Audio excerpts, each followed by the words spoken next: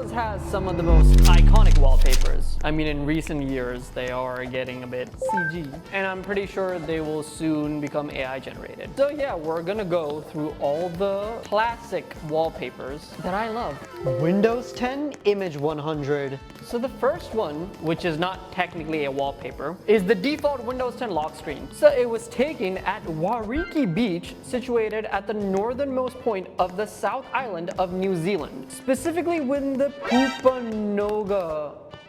Pupongna region. I hope I said that right. The coastal area is renowned for its rugged, untamed beauty and its distinctive geological formations known as the Archway Islands, which I'm guessing are these islands. It does honestly look very beautiful. You know what it does remind me of? It's kind of giving Uncharted vibes. Accessing the specific side of the photograph requires a journey that underscores the remote nature of the location. Travelers must navigate gravel roads to reach the terminal car park in Pupongna, followed by a 20-minute walk through the rolling hills and farmland before arriving at the beach. The cave from which the photograph was taken is only accessible during low tide. So again, this photo was taken at a time where, well, it was only visible like that at a specific time. If you go there today, it's probably not going to be like that. The resolution of the image is particularly significant as it was designed to accommodate the burgeoning market for high DPI displays and 4K monitors. That is actually true. This is like one of the few wallpapers that I got in 4K because the rest of the older ones, they were all like 800 by 600. It was quite low quality. So the Windows team commissioned Steve McCurry, a former National Geographic photographer, world famous for his 1984 portrait Afghan girl. If you didn't know, by the way, the Afghan girl photo that they're talking about, I'm pretty sure is this one. That is quite a famous image. Oh, that's quite fascinating. So it's the same guy that took that famous image also took this Windows Isa'y nagalaw ba ding? taken by a digital camera. The post-production process for Image 100, which is what this is known as, was exhaustive, involving significant alterations to color composition and elemental detail. So this is the lock screen that we know, but I'm going to show you the original. So the most striking modification in the final version is a shift towards the golden sun-drenched palette. So as you can see, this looks kind of more vibrant and a little bit more golden. The original version is not so bright. It's a little bit more muted, as you can see, and it's a little bit more cooler. The retouching team applied a heavy golden hour gray to the image, imbuing the sand and Archway Islands with a warm amber glow. So this was the original image. This is what they made it look like.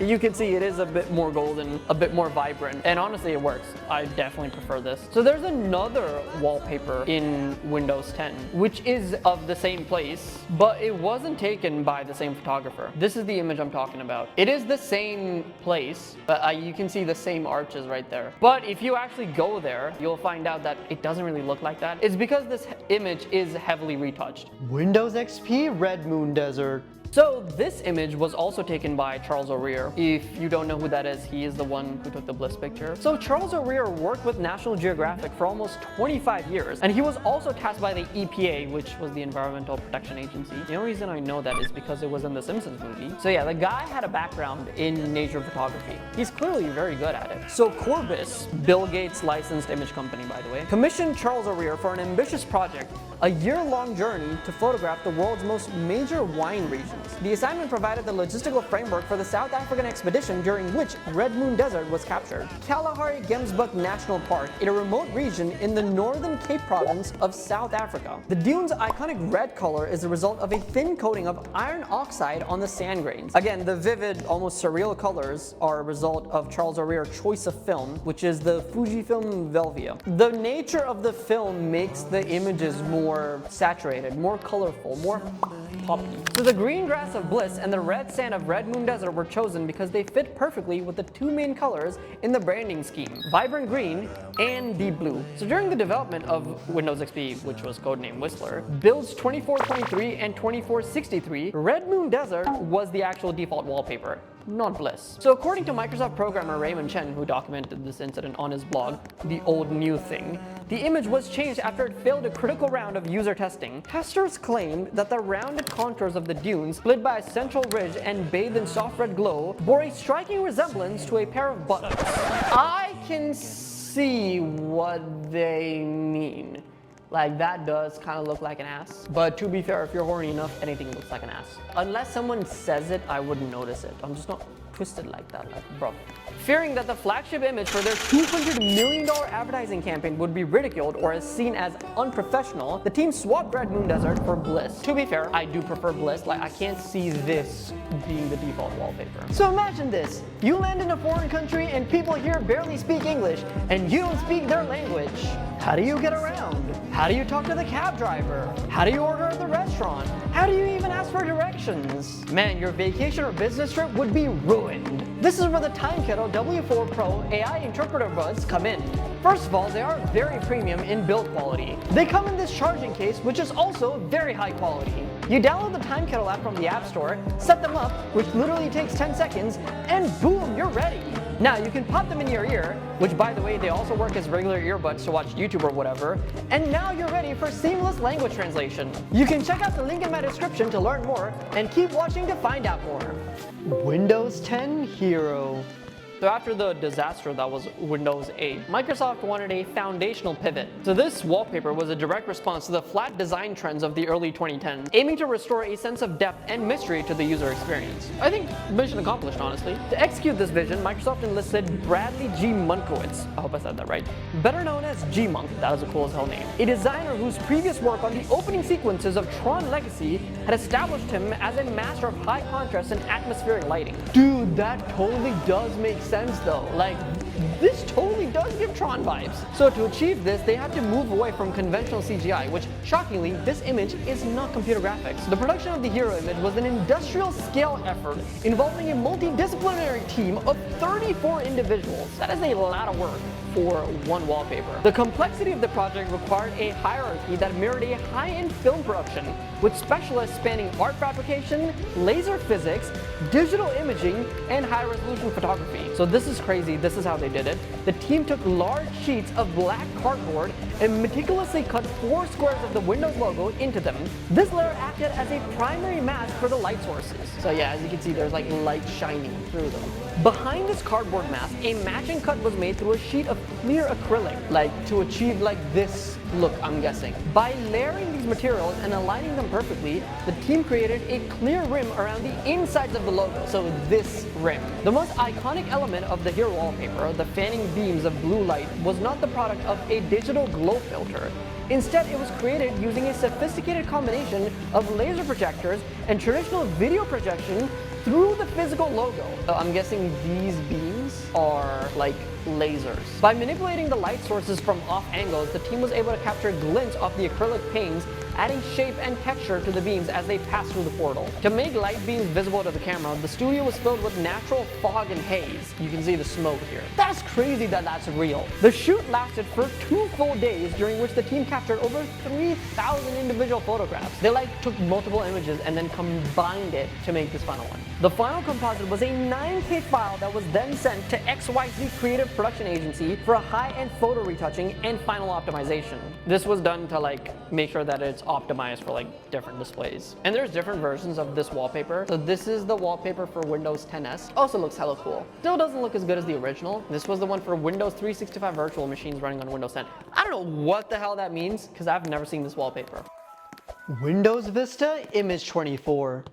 Image 24, which was the default for Windows Vista. So its origins came from the Longhorn project, which if you didn't know, Longhorn was a long development process. But initially in Longhorn, they had these kind of wallpapers. This is still giving Windows XP vibes with the nature aesthetic, although it doesn't look as good. But as time went on, we started to see more of the auroras come in. It's like a baby between Windows Vista and XP. And then as time went on, we started to lean even more into auroras.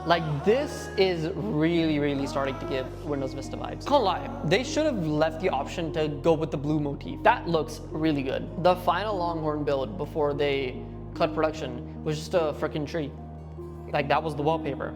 cool. As they reset, you can see them getting firmly on the glass bandwagon. So this was the default wallpaper for the new build of Windows Longhorn, which eventually became Vista. So the default wallpaper was internally designated as Image 24. The team conducted studio photography to understand the behavior of light through glass and prisms. Using the data from the physical tests, designers generated a 3D scene consisting of wavy, semi-transparent meshes. The scene was rendered with intense focus lighting. Because it was a still image, the team could afford to use extremely high-quality rendering settings that would have been impossible for real-time graphics at the time. The resulting render was imported into Photoshop or Illustrator. Here the flare branding element was added, and the color palette was turned from the specific blue-green shades that define the Vista identity. That was their attempt to bridge the gap between natural and technology. Well, basically the whole Fruitiger era vibe. And also, Microsoft is based in Redmond, Washington, which apparently they do see the Aurora Borealis or whatever occasionally. Jenny Lam also turned to Flickr. Is Flickr still a thing? Flickr is where she found Haman Darwish, who she commissioned to go on a photo shoot in Oregon to capture specific landscapes for Vista. Out of the 6,000 shots he produced during the commission, only 2 were selected for the final OS. That's crazy, dog.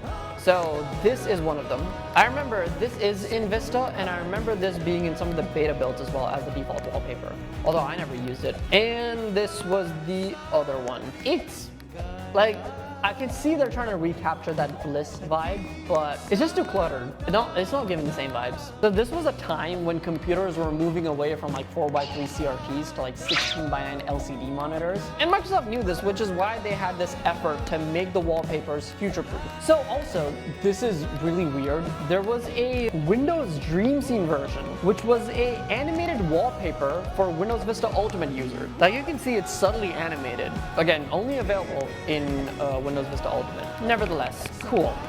Windows 11 Bloom.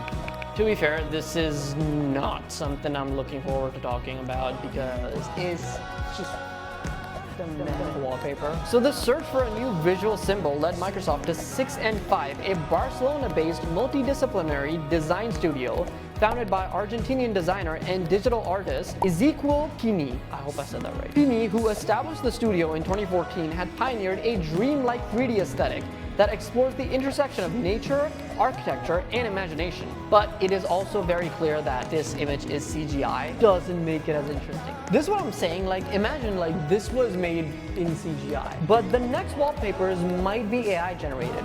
So this duality was achieved through the use of 3D simulated fabric that is folded and manipulated to resemble organic petals. Yeah, it does look like CG. So they eventually settled on a vibrant electric blue as the creative through line. And it's because apparently blue is the color that's most associated with Windows. I thought it was green, but that's because of Windows XP and Bliss. So since it is CGI, there's multiple versions of this same wallpaper. So this is the one created for Windows 365. That looks cooler. I like that. It's bringing back that glass aesthetic, and this is the one that is on Copilot Plus PCs, which big boo for Copilot Plus PCs. They do not work. It doesn't look like the Copilot version to me. It looks like the LGBTQ version of the Windows 11 wallpaper. Windows XP Autumn.